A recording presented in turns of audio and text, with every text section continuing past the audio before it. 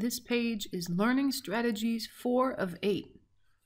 So in this course, we won't be doing what most math courses do, where they show you a process or a new definition of a term and then have you do some action with it over and over and over for different examples. So you're kind of mastering a skill and what you do to figure out a certain process. This course is completely different. It's more focusing on the ideas, as this title says. This first paragraph kind of says the same as what I just said. Many math classes are about following the rules. You learn a certain set of steps for doing a specific type of problem, and then you repeat those steps to answer new problems. So you kind of thrown new numbers, but basically the same problem over and over and over until you master the skill. But this course, statistics, is different. A lot of this course has no math.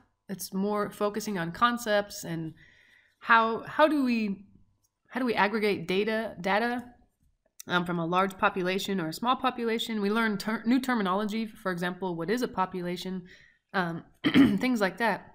So I think you'll be pleasantly surprised in this class. If you're not really a math person, but there will be math later in the class.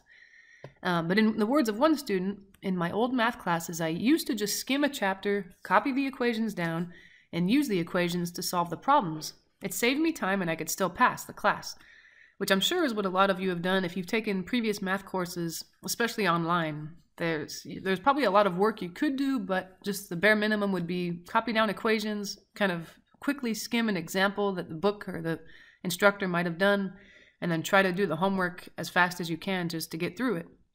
And then he or she says, but when I tried that in this class, I started failing because they set up the problems in a different way.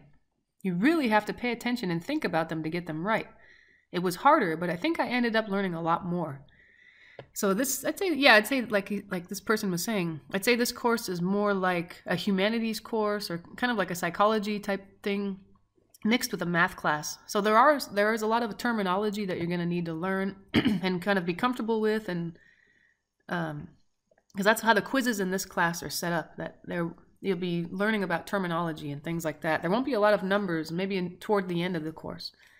So it says, this course is different. Yes, it's about applying statistical rules and performing statistical calculations, but more importantly, it's really getting the ideas of statistics. What are the main ideas of statistics? And depending on your major, you might take more statistics classes that have more calculations and things like that. But this is kind of your intro to statistics course.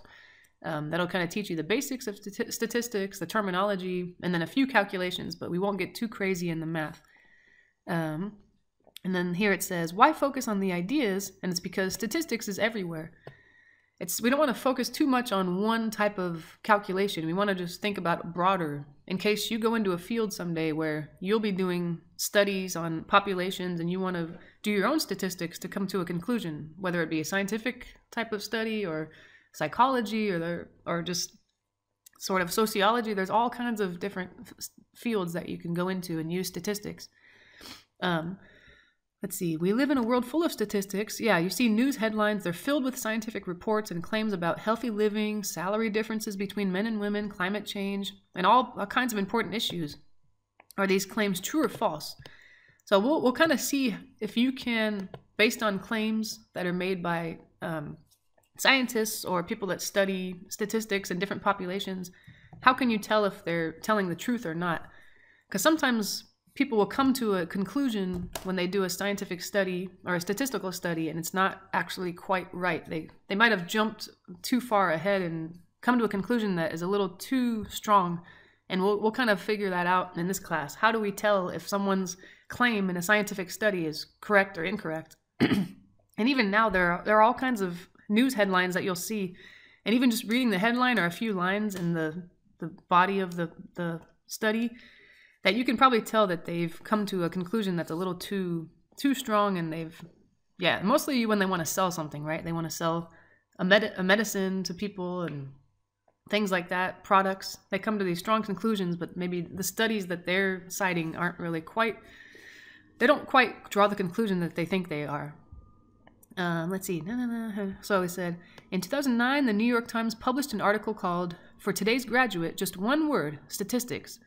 According to Eric, an economist and director of the Massachusetts Institute of Technology Center for Digital Business, he says, we're rapidly entering a world where everything can be monitored and measured, but the big problem is going to be the ability of humans to use, analyze, and make sense of that data. So statistics is how you make sense of data. It's, you know, for example, you just ask a bunch of people, what's their favorite temperature to drink coffee? And you ask just a bunch of random people and take all those temperatures and average them out or whatever you want to do. And then you'll see, say, for example, yeah, this is the average temperature people like to drink coffee at. Something like that. That's what I guess what you could do with statistics. A lot of different other things too. And then here we have the last part of this page, computers versus humans. In order to do statistics, you need to first do the statistical calculations, which we'll kind of talk about more in this class, the different kinds of calculations you might want to do depending on what your goal is for your particular study, and then know what the results of that calculation mean. That's important as well, obviously. So that's why we're learning a lot of terminology in the beginning of this course. Not a lot of calculations, just we want to make sure we understand all the terminology that goes into statistics. So computers are already good at calculations. Obviously, they don't make human mistakes like we do. They can follow rules perfectly as long as someone programmed the calculations into them. They can follow the rules perfectly, but that's all. You have to tell them exactly what to do, right? The programmer who programmed the computer has to tell them what to do. The world does not need people to follow instructions mindlessly because computers can already do that, right? That makes sense. You want someone to think logically and come to conclusions based on data and logic, which computers can't do unless you program some kind of calculation into them. But they can't draw conclusions. Yeah, they don't have logic. Excuse me. The world really needs people who understand what the calculations mean, people who know the right calculation for the right job, and who can tell if someone is using statistics incorrectly. So that's kind of our goal here. This won't be your typical math class. It'll just be a lot of terminology, and it'll set you up in the future to maybe do your own statistical studies or to take more statistics classes after this one.